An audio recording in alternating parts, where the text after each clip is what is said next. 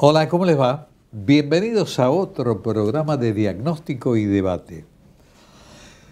Solemos decir que nuestros científicos y nuestros profesionales realmente brillan acá y en el mundo también. Y entonces hoy uno de los temas que vamos a abordar tiene que ver con este asunto de la capacidad de nuestros profesionales para obtener cosas o para realmente crear posibilidades de aceleración de cosas para los negocios. Y en esto tiene mucho que ver este premio especial que se dio a 3 jóvenes por su plan de inclusión financiera. A propósito de todo esto, estamos con el doctor Flavio Bucchieri. ¿Bucchieri está bien dicho? Excelentemente bien dicho. Vamos todavía. Que es uno de los jóvenes en particular que ha sido premiado. Así que me parece fantástico que charlemos al respecto. Quiero decir que el doctor es licenciado en Economía, pero además doctor en Economía, así que vamos a clarificar conceptos que me parece lo más prudente. ¿Premio por qué?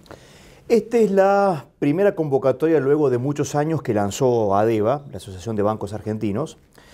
Premio importante por el momento en el cual se lanza la temática y porque ADEBA vuelve a formar parte de la generación de una serie de incentivos para la investigación en un canal alternativo, un canal que tuvo mucha importancia entre los años 80 y los años 90, luego de la crisis 2001 se descontinuó, y el año pasado ADEBA lanzó esta convocatoria que tenía que ver con analizar bancarización e inclusión financiera, particularmente en Argentina.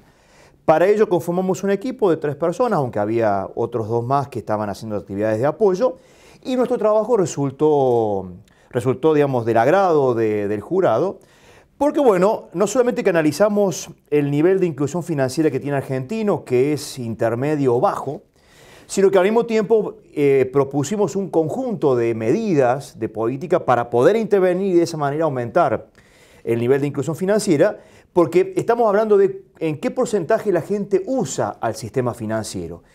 Y Argentina es un país de ingreso económico medio alto, pero tiene un nivel de uso de los servicios financieros muy bajos. Y eso viene dado particularmente por la inestabilidad macroeconómica que Argentina viene atravesando desde hace 40 o 50 años. Con lo cual, nuestra propuesta fue analizar el nivel de inclusión financiera, determinar dónde está Argentina. Caracterizamos, tomando la base de datos que elaboró el Banco Mundial para 142 países, caracterizamos a Argentina en el grupo de los países que tienen un nivel de inclusión financiera intermedio bajo, y lo más importante fue determinar que Argentina debería cuadruplicar los niveles en aquellas variables que caracterizan a los países desarrollados para que Argentina tenga un nivel de inclusión financiera más alto. Y esto es lo importante, ¿por qué? Porque lo pone a Argentina en una situación de rezago con respecto a otros países y por ende deja un margen para la acción pública muy importante. A ver,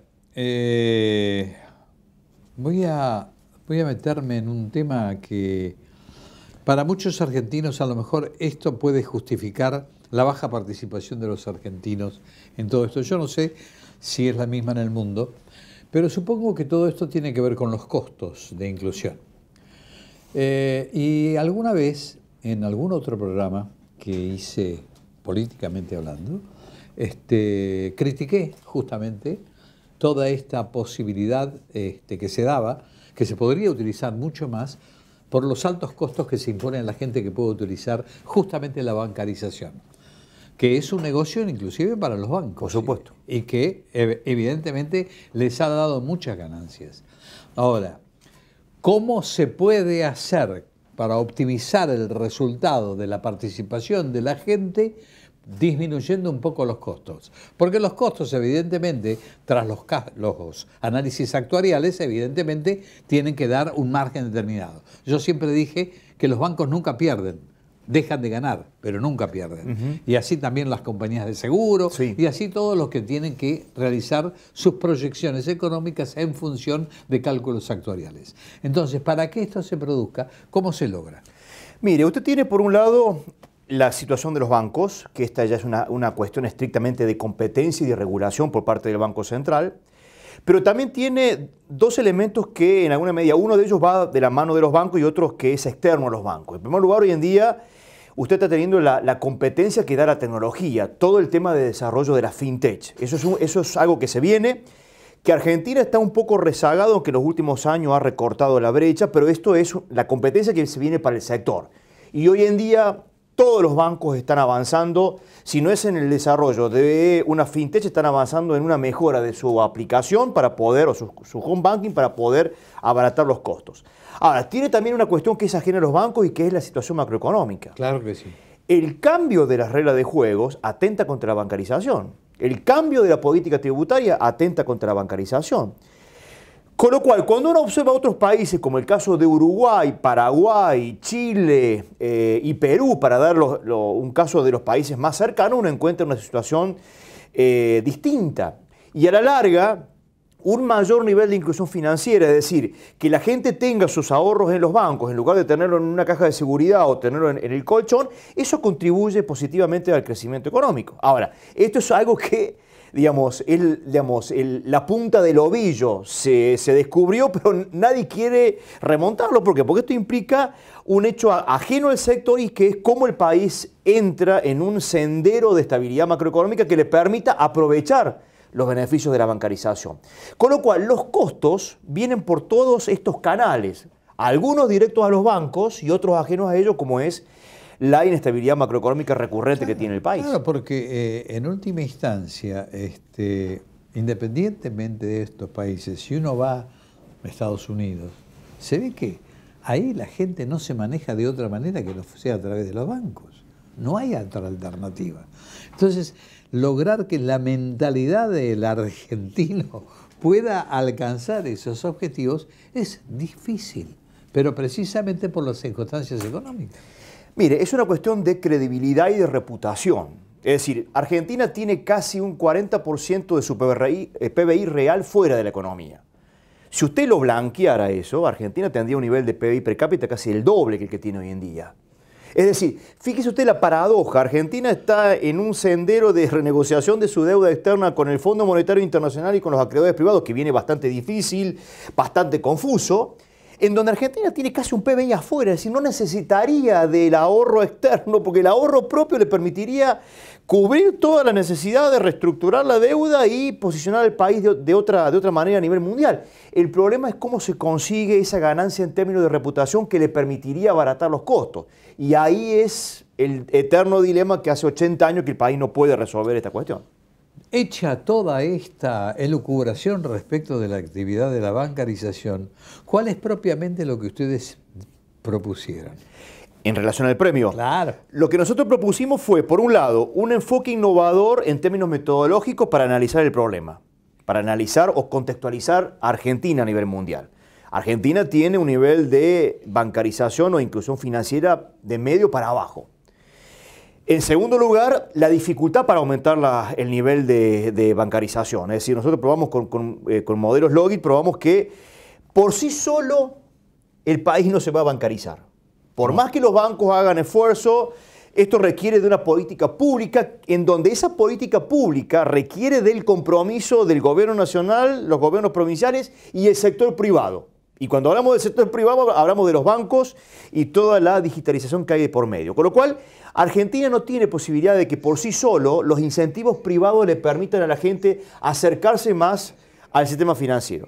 Con lo cual, esto requiere de un compromiso muy articulado entre lo público y lo privado para aumentar la bancarización. Y en tercer lugar, ahí nosotros proponemos un amplio menú, que fue quizás el segundo elemento que destacó al trabajo nuestro entre los demás, un amplio menú de intervención para que el sector privado y el público puedan o faciliten el arribo de la gente al sistema financiero.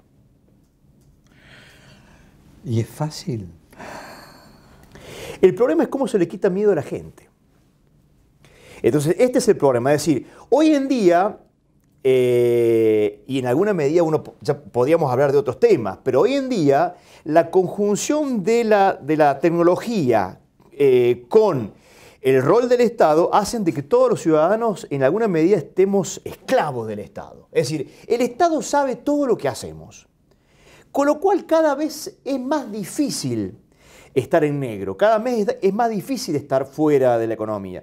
Con lo cual, en alguna medida, la perversidad de nuestro sistema tributario y de nuestro sistema económico hacen de que la gente forzadamente va a tener que estar en blanco en la economía. ¿Por qué? Porque le va a terminar resultando más barato. Eso da la oportunidad que el Estado tenga más recursos como para poder estabilizar la economía y de esa manera aumentar la credibilidad y aumentar la reputación. Ahora, vamos a ver si el Estado va a romper con 80 años de una tradición en donde cualquiera que fuera el gobierno hay una fuerte raigambre populista y por ende va a comenzar a ordenar las cosas. Si lo ordena, hay un campo para la mejora socioeconómica que es enorme. ¿Y usted a nivel personal, mi estimado, qué piensa? ¿De la situación macroeconómica? No, en general de este proyecto. ¿El proyecto económico del país? El de ustedes, no, el de ustedes. Para que la gente se vuelque efectivamente y le pierda el miedo. ¿Por qué? Porque simplemente la gente piensa, si yo blanqueo mucho la cosa, impositiva me mata. Porque ahora está todo cruzado, como usted bien dijo, ahora saben absolutamente todo. Saben todo, todo, todo, todo. Lo que pasa es que la gente no se ha dado cuenta que efectivamente el Estado sabe todo ahora. Entonces se puede llegar a lograr. Pero ¿cómo sacarle miedo a la gente teniendo en cuenta efectivamente que las alternativas económicas, estamos hablando de nuestro país en particular, ¿por qué? Por supuesto. En otro país no se da. Las alternativas económicas no viabilizan la posibilidad de esto. Mire, yo creo que este gobierno tiene una necesidad, pero tiene también una oportunidad para poder reestructurar las cosas. Es decir, estamos hablando de un gobierno que tiene un montón de restricciones en un mundo que está en constante evolución, en donde la superpotencia está recuperando su hegemonía a nivel mundial, pero tiene otros competidores que le siguen por detrás, con lo cual creo que el gobierno tiene una oportunidad para poder estabilizar y poder generar un recupero del camino de la credibilidad. El tema está de si, o la cuestión central reside en si el gobierno va a poder soportar los cantos de sirena que todos los gobiernos han tenido y que por ende lo han distraído de su camino. El gobierno creo que está encaminado en eso. El camino no es el clásico, la solución no es la convencional, pero creo que hay una oportunidad para hacerlo. Veremos si el gobierno tiene muñeca como para poder instrumentarlo y veremos si la sociedad acompaña. Creo que por necesidad y por espanto hay una serie de asociaciones naturales que hoy en día por lo menos parecen encaminadas a ir juntos. Ojalá que se pueda concretar. En principio, gracias por venir. Me quedó una duda. No sé, cordobés, ¿no? Yo soy de Río Cuarto. Río Cuarto no es Córdoba, pero sí, soy de la provincia de Córdoba, pero vivo en Río Cuarto. Muchas gracias por venir. Un gusto a ustedes por la invitación. Por favor. No se vayan, tenemos otra nota para compartir con ustedes.